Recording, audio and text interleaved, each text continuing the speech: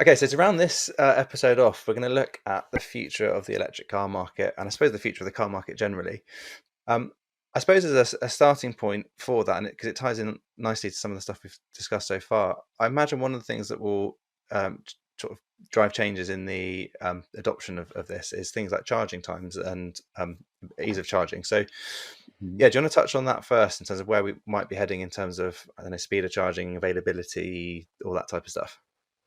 Yeah, I touched on it a little bit earlier in the conversation, but charging times can vary wildly, and it's a question we get asked quite a lot at Select Car Leasing by customers who are new to this about how long does it take to charge. And it's a really hard one to answer because there's various factors that can affect this. It's how depleted the battery is, what the temperature is outside, how fast the charger is, how quickly the car can accept it if it's on rapid charging. So it's a really hard one to quantify.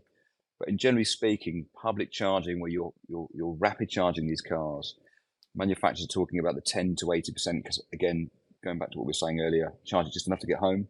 That's where that 10 to 80% comes in. Yeah. Anything above that, that last 20%, if you charge it at the top, could take as long as the first 20 to 80% because the battery charge slows down as you get to the top. It's a bit like a glass of water. As you fill it up, if you turn the tap on full, you never fill it up because it will overflow. You have to slow the speed of the tap down. Very Mm. similar when you top up a battery. So I guess um, charging times, if it's a real bugbear for yourself, you're on the road quite a lot and you want to get the maximum bang for your buck, you need to be looking at ones that are able to accept the most amount of charging speed in them. Tesla, we know, do it quite well with their superchargers, because the limiting factor will be the car at that point. And again, at Select Car Leasing, we can advise you on that because we understand which cars are capable of doing that at the same time. But again, most of this charging is done at home. Yes. Okay. And then uh, I suppose one thing we actually discussed off camera before this was Mhm. I suppose how many people actually have access to charging. So it's a good point in cities where people might live in a block of flats versus detached houses. How many people can access chargers? I suppose whether they're work or home, and how might that change in the future? Yeah, it's an interesting one because what you're saying is right. You've got people in terrace properties, they haven't got driveways. It's very difficult to have that charger connected then as well, or in flats, unless the Mm, landlord's willing to pay for that infrastructure to be put in. It's probably not going to happen. You're going to be using public charging. So if you look at the demographics, I mean, depending who you speak to, this varies wildly out there, but it's as much as maybe 50% of the UK population potentially can't charge at home, or they haven't got the right setup to be able to charge at home for whatever reason. So that leaves a bit of a gap. So the solution is, the initial one is just to charge it public charging. There are other solutions that are coming to light. In Windsor, if you drive into Windsor, you'll find quite a lot down there. There's curbside charging being put in place as well. That's one solution. You're seeing other companies looking at lamppost charging. I don't think it's not necessarily all the solutions, because it tends to be a small amount of charge that's coming out of these lampposts, you can probably imagine. But it's mm. another solution if you can't charge, a bit like a 3-pin plug. If you have to, it's there. Um, but I think other solutions that maybe people are not aware of is what they call peer-to-peer or P2P charging, which is sharing someone else's charger. And I think this works really well with fleet, as Sarah probably agrees that fleet tend to be more effective than this, and it's as high as 80% of them because the demographics are in flats or terrace properties can't charge. But yet the employees are probably in a similar sort of area, so that probably 20% of them can. So they could potentially put a charger on that employee's wall, use peer-to-peer charging, which basically means that you loan out that charger for that period of time. That person plugs in overnight, pays an amount of money. Absolutely.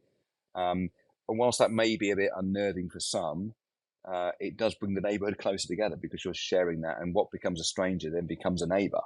And I've seen this happen many times before, where guys have come up in the morning and the person who's charged it has even made them a cup of coffee. It's quite a nice touch, and all of a sudden you've made a new friend, and it's an environmental thing because you're sharing at the same time, but at a much reduced cost.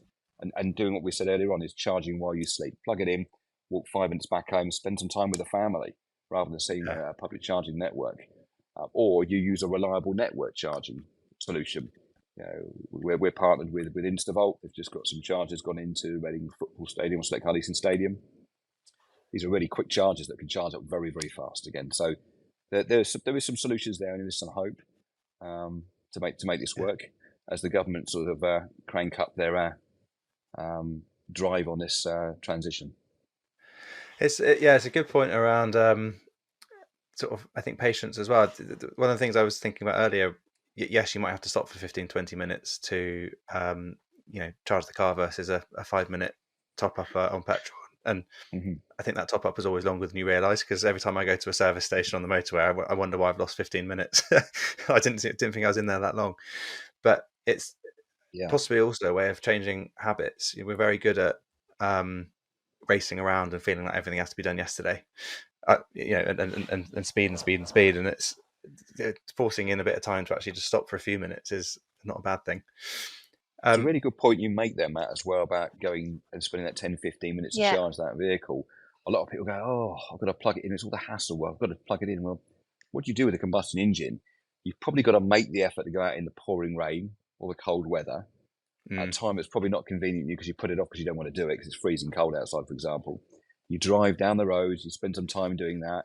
You then spend some time queuing to get to the petrol pump. Then you spend some more time queuing to pay for it. It's a great experience, isn't it? And you spend some more time driving back home. Whereas for the last 10 years, I've just plugged it in and got on with my life. So it's no more difficult, public charging, than doing what you would have done, exactly what you said, spending 10, 15, 20, 30 minutes at all. I didn't like my friends with electric cars when the fuel shortage happened, because I knew I was on about an eighth of a tank. It was about 11 at night. I couldn't be bothered to go, so I went home, and then the next day when I went to go and fill up, it was the fuel shortage. Nowhere had any fuel. It had gone up 30p, and I was like, I was gutted. So did our inquiries on EVs, I think, during that time. Oh, definitely. I suppose what are the other futures around the car market? Because there's a lot of noise around, and you're obviously not seeing big adoption of this at all yet because the network's not there, but around hydrogen. So like JCB have announced the fact that they've got a whole fleet now that can run on hydrogen. They're looking into the production aspect, and I suppose commercial, I don't know, ships and planes and stuff are more likely to potentially use that over batteries just because of weight issues. So will we potentially longer term see something like that take over, or is that really going to probably stay as a commercial thing, and cars will tend to go off battery? Do you know what that might look like? I think it's really too early to say on this, really, because there's a lot of projects going on. There is a couple of models in the domestic arena that already do this, but you've probably got a very limited amount of stations where you can charge to fill this up with hydrogen, and the cost is not much cheaper than combustion wet fuel anyway at the moment. You're right in what you're saying. In heavy goods vehicles, lorries, planes, boats are probably going to need to have this, because the downside if you don't is the battery needs to be too heavy and too big for the payload, and it just doesn't work. So I think there's definitely some synergy down there. The other aspect you've got is the cost of the environment again. To get to this hydrogen, it's about 4 times the amount of electricity to get the hydrogen produced in the first place, unless you do it naturally. And there's some talks with the UK government, I think the coast of Scotland, working on wave technology to make the hydrogen. So there is things in the midst, but it's really too early to tell what's behind the scenes with the manufacturers and how they want to drive this. But I think it's definitely part of the solution to what we're trying to do. I think probably ties back to what you said around risk appetite, and therefore leasing being quite a good route at the moment around. We've got no idea where we're heading in terms of all these different technologies. I suppose in terms of adoption then around electric at the moment, where do you think we are in the curve? Are we still at early adopter stage, or are we sort of closer to the sort of getting towards the mass adoption part? Is it where do you think we are in terms of that, and where things might go to? I think there's a big swing. I don't think everybody's necessarily ready for it. And again, depending who you speak to, there's various opinions about where we are on that curve. What we are seeing is we're seeing a steady increase in people who want to adopt. We're seeing a greater model choice and costs coming down. And I think that's going to speed up that even further. Is it right for everybody? Maybe not. Maybe not everybody's ready for that. And that's where the plug-in hybrid is a nice step in that direction. It's why exactly it's there for, so you can experience it. And that may, for a lot of people, when they've had their first plug-in, my neighbour's the same, by the way, has gone to a plug-in hybrid and go, well, actually, I wish I'd have gone off full electric, because I've actually been using only the electric part of that rather than the wet fuel. So, I would have been perfectly fine. So it's just a nice transition over, I think, for these people who are not quite ready for it yet. I think it's really interesting as well from customers that we speak to that have gone electric. Um, and for me, for example, I'm definitely converted. I could see myself now in electric vehicles for many, many, many years to come. And that's a lot of the feedback that we've kind of had from people that have kind of took that step to electric. And actually, we see very, very rare. I've seen not even a handful of cases where actually they feel that and I'm talking long distance kind of company car kind of drivers that have been ones that have kind of struggled with the EVs, but the vast majority, when they make that step to EV, they're converted. I'm sure you'll agree, Shane, as well.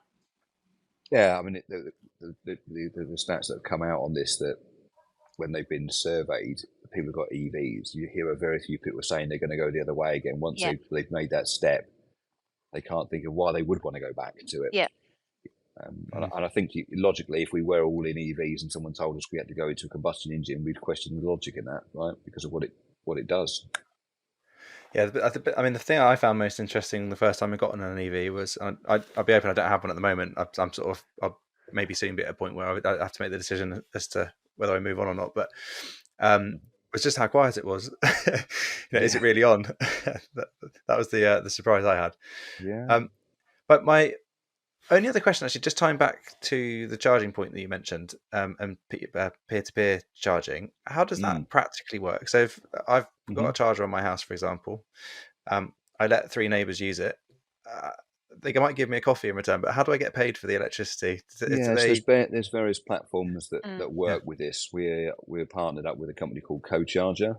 By all means, you can check that out after the podcast, and it's on our site to have a look at there. So you can download an app, put yourself up there, or request that you use somebody. You can see what those charging costs are, and you effectively book it. And you are in control as well. You can choose who is using that unit. So the risk aspect's slightly reduced down there. And again, I think for security, you imagine if you're not there, for example, and someone's using it, it also appears that someone's actually in the property, right? So again, I think there's a lot of pluses to this as well, not just the fact that you're doing something helpful for the environment and the planet and your neighbours. It's I think it's a great solution to some of the issues that are out there, because I say there is not a solution at the moment currently in place for everybody that works. One size doesn't fit all, if that makes sense. No, and I don't think there'll ever be, a vehicle of any type that will be a one size fits all. It's why we have motorbikes, cars, lorries, even on that level. So, of course, I suppose the final question then around the future of cars generally, and maybe transport, is: are there things around legislation changes that you're aware of that? I know we've had some legislation pushed recently around, when petrol and diesel can no longer be sold. But are there other sort of bits of legislation you're aware of that could change the shape of the market, and how soon? It's a difficult one in which direction that's changing. As you can see, we already know that the Euro zones are expanding. They're going to expand more. So I think there's probably potentially more of this to come. This is monitored on a regular basis at government level, as I'm sure you probably know, to see what the environmental impact, the air quality looks like. And if things aren't working, they start imposing these to incentivise that move to that new technology. So I think that's one of them. I think that other things that are going to help move it as well is taxation. We're seeing it in with fleet, a big drive into this, because people can see the benefits of this electric car, as opposed to what businesses were doing before with combustion. They're now driving into electric. That's also helping with that as well. The move from 2030 to 2035 by the government to allow an extra 5 years. That's an interesting one, that one, because you can imagine the manufacturers already started this transition. And I think regardless of what the government do with that date, it's still going to happen by that date. You've only got to turn the TV on and look at the adverts. I don't see any new combustion engine models being advertised. It's all electric plug-in that we're talking about right now. So it's really hard to see any further than that to what the government are doing, other than what we can see out in the main, really.